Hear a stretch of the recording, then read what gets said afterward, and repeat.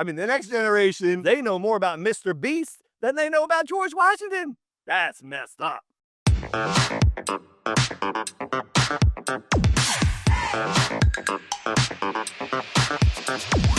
Hey, welcome to Luso, a show about our great country and also the God stories that we're teaching the next generation about what God was doing during 1776.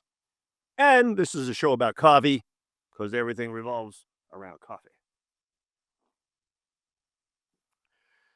In case you've been living under a rock, you may have missed the memo that our nation is about to celebrate its 250th anniversary. That's why we got this cake here. Because, it's about time to cut the cake. About time to cut the cake. About time.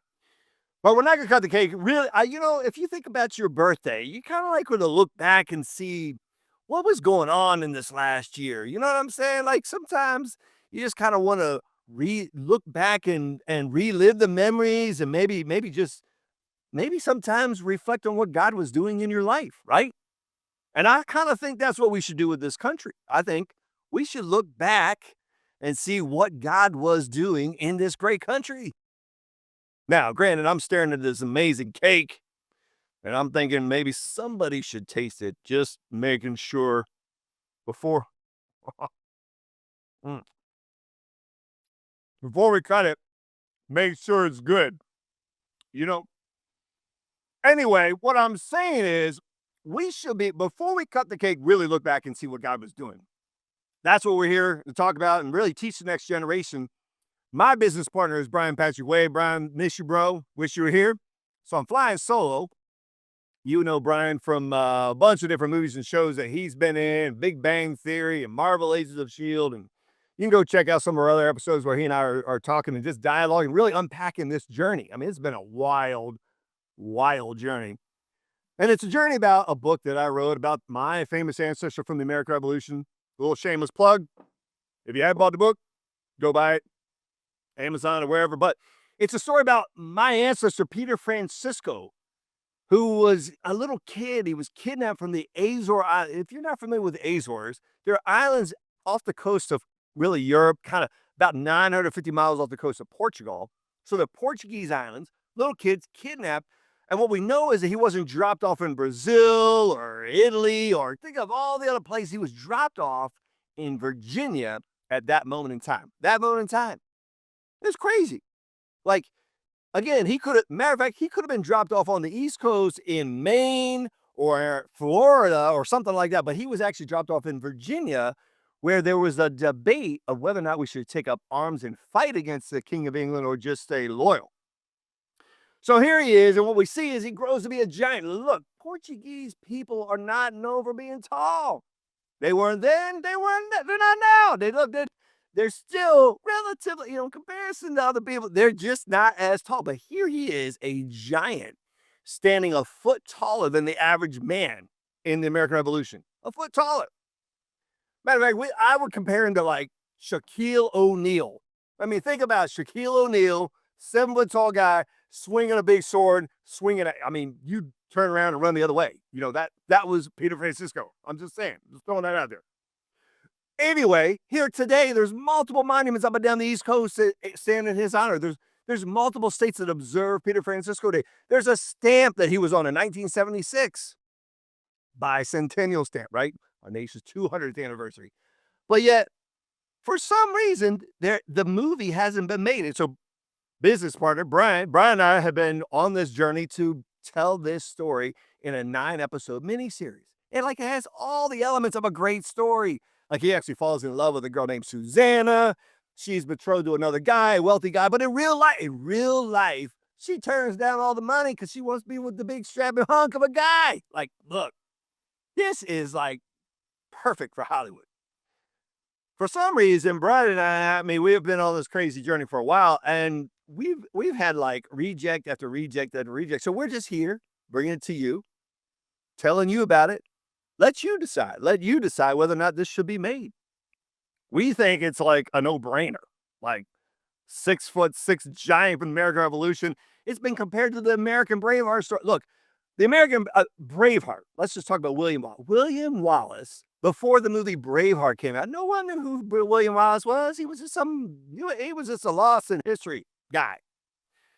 And actually, it was a descendant of his, Randall Wallace, who wrote this epic screenplay. Mel Gibson gets a hold of it, and he goes and makes William Wallace Braveheart. That movie becomes legendary around the globe.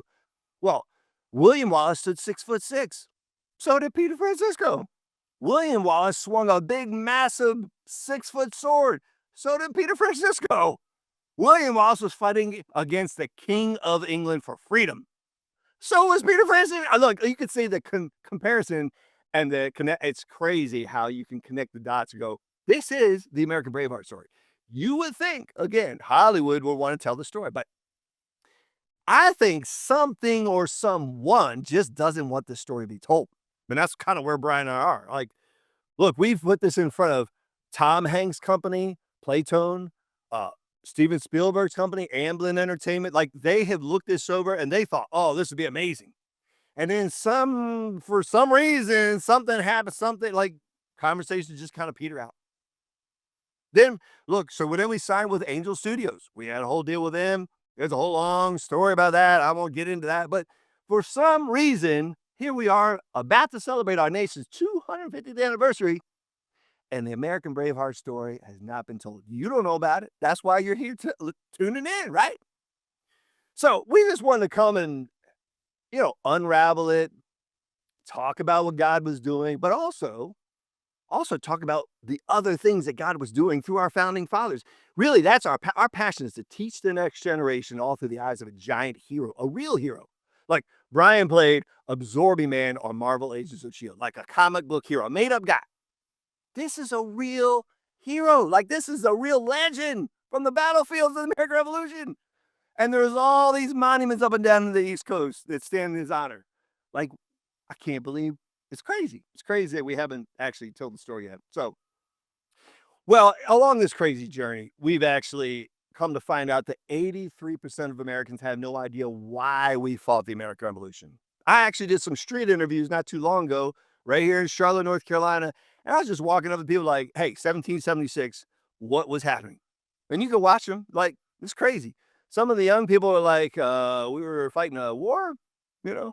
Well, who were we fighting against? Well, maybe it was the Japanese. Like, they don't have a clue why we even have the freedoms that we enjoy today. It's crazy. So that's our passion. Brian and I's passion is, look, we should teach the next generation. Look, teach them about our founding fathers, because they know more about Mr. Beast than they know about George Washington. That's messed up. Like, what the flippity flap? You know what I mean? Like, how in the world do young people know more about Mr. Beast than they know about George Washington? Look, I understand Mr. Beast is entertaining. He's got like 100 billion views on his channel. I get it. I understand. But George Washington literally changed your life and my life and the founding. It wasn't just George Washington alone, but what they wrote and what they did for this great country and what we enjoy today literally changed your life. And you keep tuning in this channel, I'll help you understand it. I'll unravel that. But frankly, it wasn't just the founding fathers. It was actually God using our founding fathers to bless us with this great country. That's what you need to hold on to. That's what you need to remember. And especially in the week of Thanksgiving, where we're supposed to be thankful for the blessings, man, that's what we should be appreciative of, is the blessing that God gave us all through our founding fathers. We have been incredibly blessed. So tune in tomorrow and I'll unpack one of those blessings that you and I enjoyed today. Hey, thanks so much for watching. Hit subscribe below. But more than that, click the link below, luso.tv. Watch our short film. That's how you can really help us. Together, you and I, together, we can educate 83% of Americans that don't understand why we fought the American Revolution. But I need your help. We need your help. So share it with your friends. Pay it forward. Send it to 1,000 of your friends. Okay, maybe 100, 10 of your friends. Pay it forward. Click the link, luso.tv.